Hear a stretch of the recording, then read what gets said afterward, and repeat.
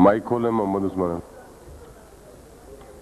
اعوذ باللہ من الشیطان الرجیم. بسم اللہ الرحمن الرحیم. یریدون لیطفئوا نور اللہ بافواہہم واللہ متم نورہ ولو کرہ الکافرون. یا رب دل مسلم کو وہ زندہ تمنا دے. یا رب دل مسلم کو وہ زندہ تمنا دے جو قلب کو گرما دے جو روح کو تڑپا دے.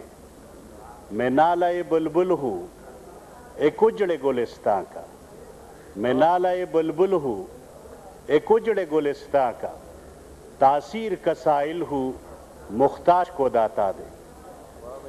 جناب چیئرمین، کئی دنوں سے جنرل مشرف کے خطاب پہ تقاریر ہو رہی ہے.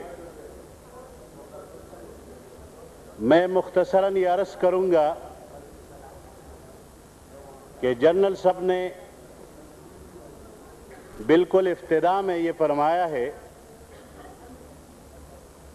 کہ علامہ اقبال کے دو خواب، ایک پاکستان کا بننا اور ایک پاکستان کا اسلامی ریاست ہونا.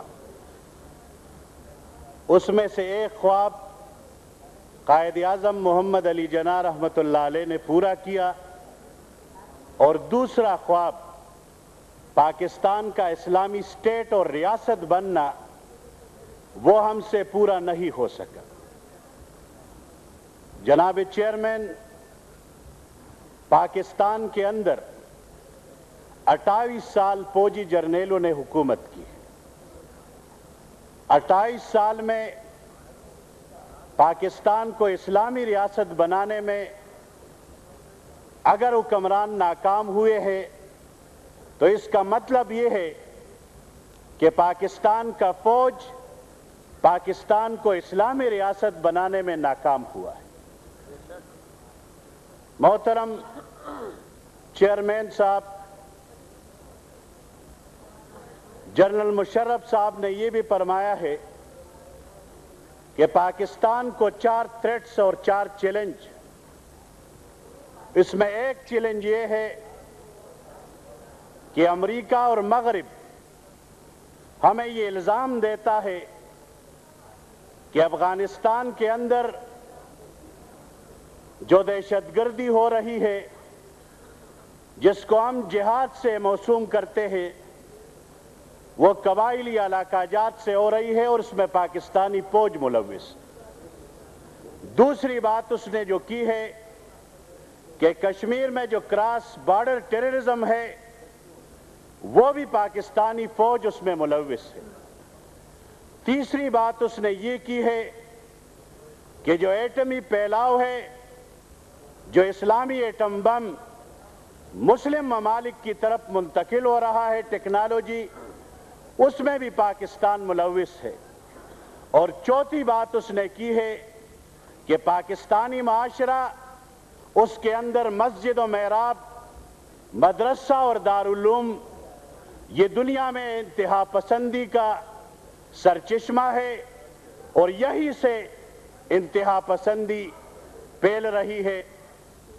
میرے خیال میں جنرل صاحب ایک پاکستانی ہو کر، ایک مسلمان ہو کر، ایک اسلامی مملکت کا حکمران ہو کر اپنے ذہن سے بات نہیں کر رہے ہیں، بلکہ وہ امریکہ کے ایجنڈے کو، مغرب کے ایجنڈے کو آگے بڑھا رہے ہیں.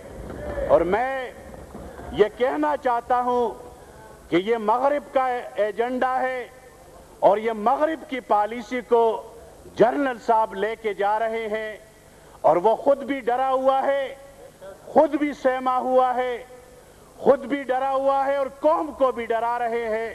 میرے دوستو، مجھے جناب چیئرمین، مجھے اس وقت یاد آ رہا ہے کہ ایک گیدڑ تھا اور وہ او کر رہا تھا. کسی نے اس سے پوچھا کہ آپ کیا کر رہے ہیں؟ انہوں نے کہا کہ لوگوں کو ڈرا رہا ہوں.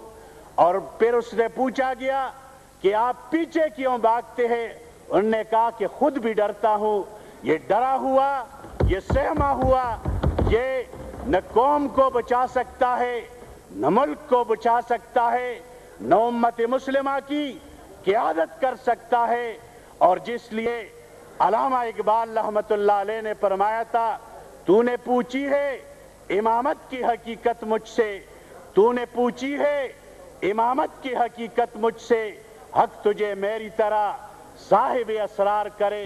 اے وہی تیرے زمانے کا امام برحق جو تجھے حاضر و موجود سے بیزار کرے، اور فتنہ ملت بیزائے امامت ان کی جو مسلمان کو سلاطی کا پرستار کرے، جو مسلمان کو امریکہ کا پرستار کرے، وہ فتنہ ہے، اور جنرل مشرف اور اس کی حکومت وہ فتنہ ہے۔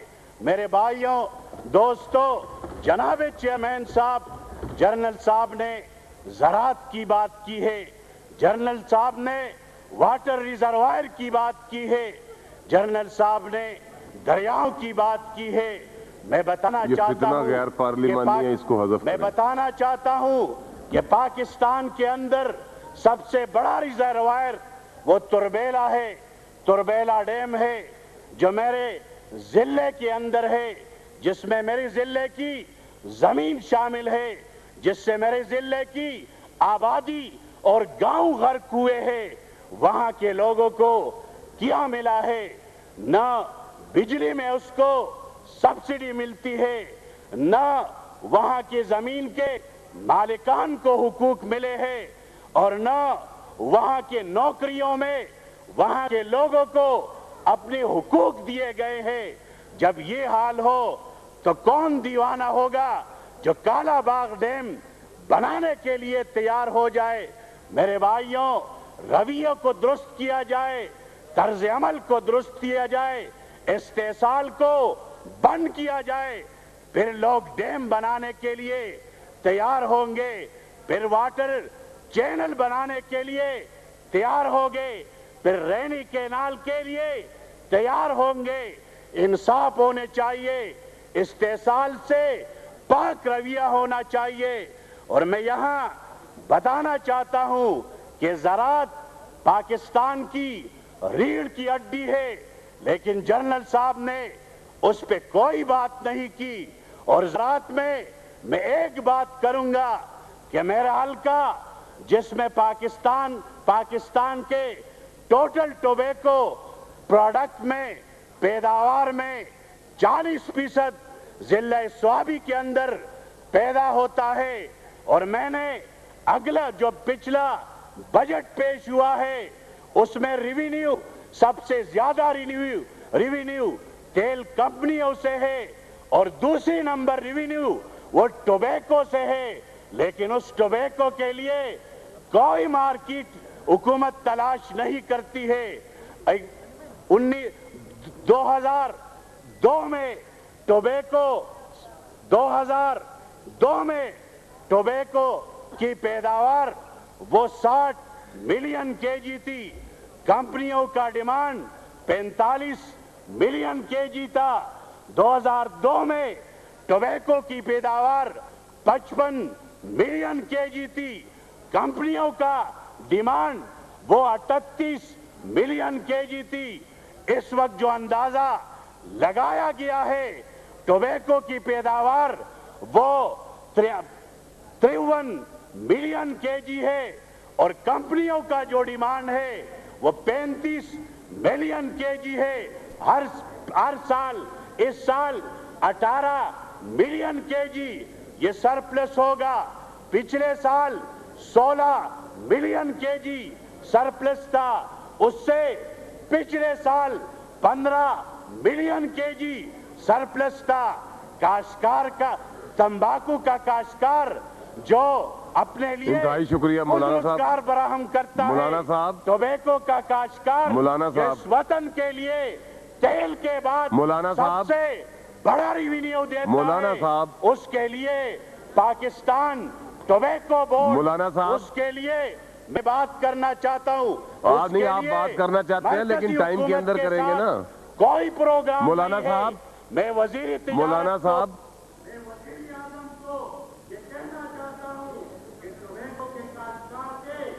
آپ بات سنیں، آپ بات سنیں، مولانا صاحب آپ بات سنیں، آئیے مائک